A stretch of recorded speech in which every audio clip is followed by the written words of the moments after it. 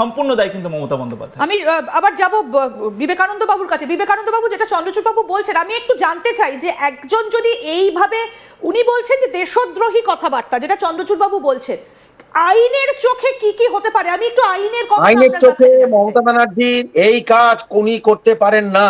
উনি বর্তমান প্রাক্তন মুখ্যমন্ত্রী হয়েও যেহেতু গভর্নমেন্ট অফিসিয়াল সিক্রেট অ্যাক্ট আছে, সেই অনুযায়ী এটা উনি করতে পারেন কখনোই না।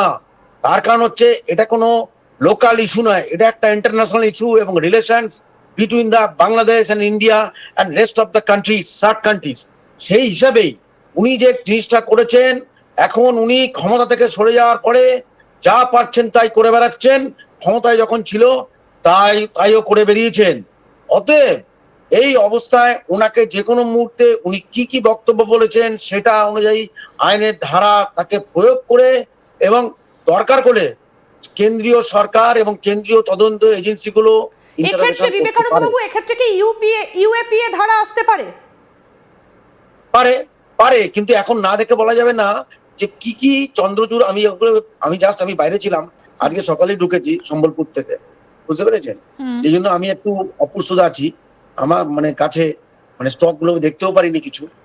আর আমি একটা বিষয় আপনাকে একটু বলতে পারি বিবেকানন্দ বাবু, গতকাল শিলিগুড়িতেও একটা অভিযোগ দায়ের হয়েছিল এবং সেখানে চন্দ্রচূড় বাবু আপনিও নিশ্চয়ই জানেন যে সেখানে ধারাগুলোর কথা উল্লেখ করেছিলেন রিঙ্কু চ্যাটার্জি সিং। গতকাল অভিযোগটা দায়ের করেছিলেন অ্যাডভোকেট এবং তিনি কতগুলো ধারা দিয়েছেন। আমি আপনাকে সেই ধারাগুলো বলি: 152, 153, 191, 192, 196, 351, 352, এই ধারাগুলো গতকাল যে এফআইআরটা হয়েছিল শিলিগুড়িতে, মানে 3 তারিখের ডেটে, যেটা আমরা গতকাল দেখিয়েছি, সেখানে এই ধারাগুলো দেওয়া ছিল।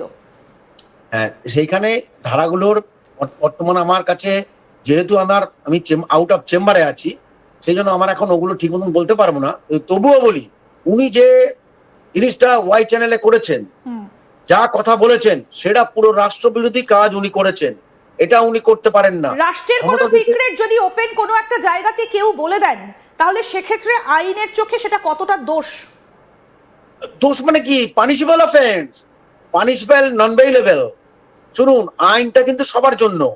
প্রধানমন্ত্রী একটা আলাদা আইন, রাষ্ট্রপতি আলাদা আইন, জনগণ আলাদা আইন, সেটা নয়। কিন্তু ওখানে যখন ওথ নেওয়া হয় তখন বলাই আছে আমি কোনটা করতে পারবো, রাষ্ট্রের কোনো ক্ষতি করতে পারবো না, রাষ্ট্রের কোনো গোপন তথ্য কাউকে দিতে পারবো না। পরিষ্কার কথা, পশ্চিমবাংলা চলছে, আমরা কিন্তু দেখেছি আপনার বাংলাদেশ ইনসিডেন্টে পড়ে। অতএব ওসমান হাদির ব্যাপারে কি ঘটেছে, তাই জন্য উনি এইভাবে ভারতকে জড়িয়ে দেবেন, এটা উনি করতে পারেন না। খুব গুরুতর অপরাধ করেছেন, এই জন্য এটা পানিশেবল অফেন্স। এই ধারাগুলো সব ক্ষেত্রেই punishable and non bailable offence. সম্ভাবনা থেকে যায় নন বেলেবল। গ্রেফতার করতেই পারে, ইন্টারোগেশন করতেই পারে। যা উনি বলেছেন সেটা রেকর্ড নিয়ে সেটাকে চুলচেরা বিশ্লেষণ করে ওনাকে গ্রেফতার করতেই পারে। আর উনি কেন বললেন, সোর্স কোথায়, অরিজিনটা কি, এটা ওনাকে বলা উচিত। কারণ হচ্ছে ক্ষমতা হারিয়ে উনি কিন্তু পাগলের মতন হয়ে গেছে। বিবেকানন্দ বাবু, আপনিও আমাদের সঙ্গে থাকুন। চন্দ্রচূড় বাবু, আপনি যেটা লিখেছেন বাকিটা আমরা একটু পড়ি, দর্শকদেরকে একটু শোনাই কি লিখেছেন। This statement has tarnished India's reputation internationally. It may also create fear among more than a crore innocent Hindus in Bangladesh, exposing them to the risk of attacks and even loss of life. অর্থাৎ আপনারা বাংলাদেশের হিন্দুরা এটা নিয়ে উদ্বিগ্ন হতে পারেন, তারা ভয় পেতে পারেন, সেই একটা আশঙ্কা আপনারা প্রকাশ করতে পারেন। নারীরা ধর্ষিত হতে পারে, আপনারা সেই আশঙ্কা প্রকাশ করছেন। এবং তার সঙ্গে আরো যেটা আপনারা বলছেন যে এতে তাদের অনেকের জীবনহানি হতে পারে। Furthermore, such remarks could provoke communal tension and potentially lead to the একটা অশান্তির কথা এখানে বলা হয়েছে between Hindu and Muslims in India, including in West Bengal. Her statement has undermined the sovereignty of Bharat Rashtra. The raw footage of Facebook Live reference of her statement can be accessed through the following link বলে আপনি একটা link দিয়েছেন। অর্থাৎ তার এই বক্তব্য থেকে হিন্দু মুসলমানের মধ্যে একটা অশান্তির সৃষ্টি হতে পারে এবং বাংলাদেশে হিন্দুরা ভয় পেতে পারেন বলে আপনি আশঙ্কা করছেন। আপনি বলছিলেন যে খানিকক্ষণ আগে যে তার গ্রেফতারির আপনি দাবি করছেন, গ্রেপ্তার করে এখন অনেক কিছুই যাচাই করা দরকার, কারণ এই স্টেটমেন্টের পরে আজকে আবার নতুন করে সরি নবান্ন সভাঘরে আমার সংস্কৃতি যা শিখিয়েছে, আমি ওনাকে, উনি আমার বিপরীত আইডিওলজির মানুষ, কিন্তু আমি মাতৃসভা বলে প্রণাম করেছিলাম।